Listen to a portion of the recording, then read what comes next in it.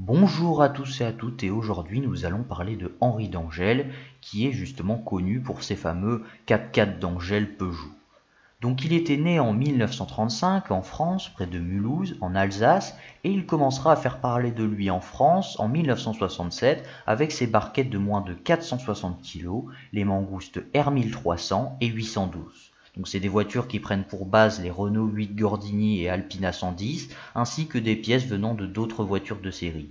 Ces barquettes permettaient à ces véhicules justement de pouvoir être beaucoup plus stables sur des routes sinueuses, et du coup ces kits barquettes se vendront bien, tellement bien que il continuera à les vendre parallèlement à ces 4x4 d'Angèle à peu près jusqu'aux années 80. Et du coup elles seront très appréciées. Parallèlement à ces barquettes qui marchaient très bien, Henri d'Angèle réfléchit à un projet de 4x4. Il travaille sur une boîte de transfert à 2 rapports et du coup il va décider de se lancer là-dessus avec une 504 break qui du coup en 1980 va devenir la 504 d'Angèle. Du coup ça va convaincre Peugeot qui vont du coup commencer à faire commercialiser le véhicule.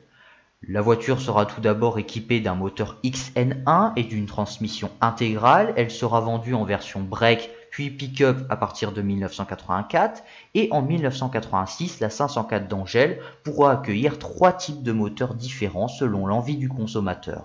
Très rapidement, d'Angèle atteint les 2000 exemplaires vendus, et au final, ce sera 3168 exemplaires qui seront produits de 1980 à 1993. La voiture fera aussi un petit tour au Paris-Dakar équipée du fameux moteur V6 PRV, mais malgré ses compétences tout-terrain, les voitures étaient trop lourdes à l'utilisation et seulement une 504 d'Angèle finira la course à la 36e place. Après un tel succès, d'Angèle décidera de s'attaquer à un autre véhicule de la gamme Peugeot, la Peugeot 305. Mais Peugeot ne sera pas très convaincu et le projet n'aboutira pas.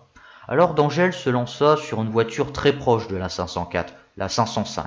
La Peugeot 505 d'Angèle aura du coup une motorisation plus puissante que la 504 d'Angèle, un châssis et un train avant renforcés, et aussi la 505 d'Angèle apporte un confort que la 504 d'Angèle n'avait pas.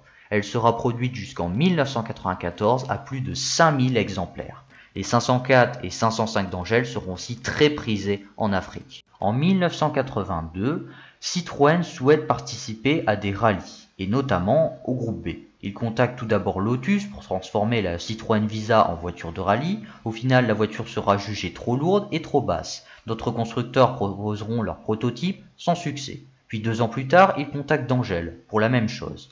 Henri d'Angèle créera donc la Citroën Visa V6 d'Angèle. Elle sera équipée du célèbre V6 PRV de 175 chevaux et du coup ce sera une propulsion avec 2 carburateurs et une boîte de vitesse provenant de la 604 pour du coup une question de puissance. La voiture de 800 kg est donc parfaite pour Citroën, elle remplit toutes les conditions et elle est utilisable dans les mauvaises routes, donc du coup parfaite pour des rallyes. Par la suite, elle sera du coup repeinte en blanche parce que c'était une volonté de Citroën, mais du coup malgré ça, Citroën préférera opter pour un autre modèle de sa gamme, beaucoup plus récent, la BX. Nommée BX4 TC Evo, ces voitures auront participé à 3 courses au groupe B, dont seulement une course où une seule BX finira 6e.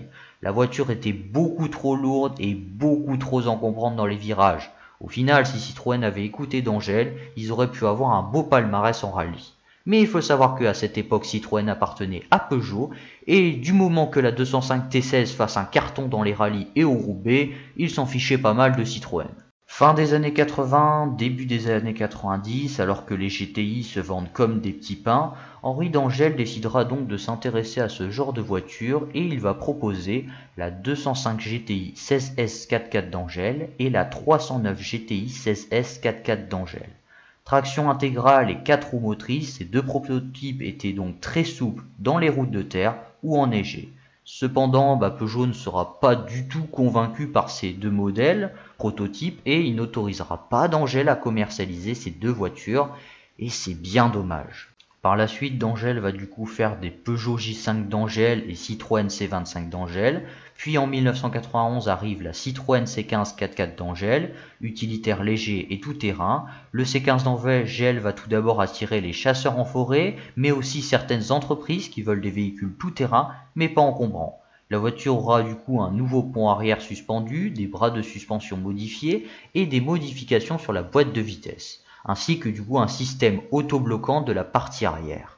Et même aujourd'hui, du coup, eh bien, la Citroën C15 d'Angel est considérée comme un excellent 4x4. En 2002, Henri d'Angel va proposer à Peugeot une 306 break d'Angel, qui justement restera qu'un prototype, et le 11 décembre 2006, Henri d'Angel s'éteint à l'âge de 71 ans alors qu'il travaillait sur un système électromagnétique pour 4x4. Merci d'avoir regardé la vidéo. N'hésitez pas aussi à mettre justement un commentaire si vous avez un avis ou bien quelque chose que j'aurais oublié dans la vidéo.